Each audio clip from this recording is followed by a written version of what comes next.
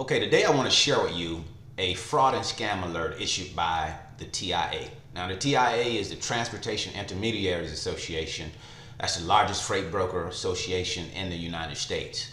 And Alliance Logistics, we are a member of the TIA, and we get fraud and scam alerts along with, a lot of other great resources that the TIA offers. But this is a scam alert. I wanted to bring it to your attention so that you're aware of what's going on out there. As a matter of fact, it's something that we talked about very recently in one of our Tuesday night webinars. And that is when you're doing cash advances, you want to take some steps to make sure that when you send that cash advance, that driver has already picked up your load. You have the proper documentation. He's going to send you that documentation so you can take a look at it to make sure that the content of the load is as described on your rate quotes, okay, or your tender provided by your shipper. Okay, but here's a TIA alert. I want to share this with you, and then I'll tell you exactly what this is and what's happening here. But it's a fraud and scam alert. It says, please be aware that an individual claiming to be Robert Joseph Gengler is impersonating employment at GPS Transport Incorporated, a TIA member located in Antelope, California. The fraudster has developed a scheme that has resulted in financial losses for several brokers. Robert has contacted many brokers and booked loads using their company information. Their company information meaning GPS Transport. Minutes later, Robert calls and says, hey, I've arrived at the shipper.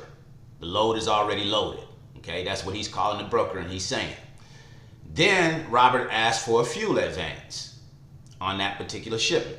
So what happens is when a driver arrives at that location and picks up that load, then what we require is that that driver send the BOL showing that that load has been picked up. If he just calls and says that the load has been picked up, then we don't have any way of verifying that other than that's what he said. Now, yes, you could call in and talk with the receiving clerk to find out if that person has already picked up that load, but I like to see it in writing. And a BOL will show, the content of the load, everything that was picked up. And then you can pay, your cash advance. But without any verifying documentation, I wouldn't suggest that you pay cash advances.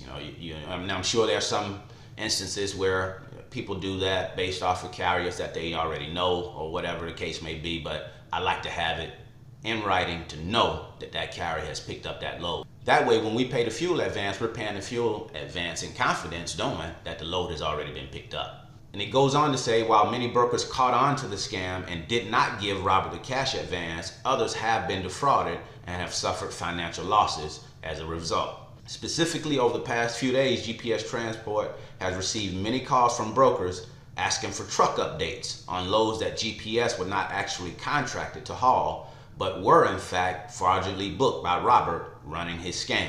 Okay, so that's basically saying that this guy's been running a scam under the name of a trucking company, a valid trucking company. He's gotten their information and he's representing himself as a GPS truck driver, and then frauding brokers by saying, hey, I'm here, I've picked up the load, and please go ahead and send the cash advance. And if you send the cash advance without verifying the proper documentation, then of course you lose your money.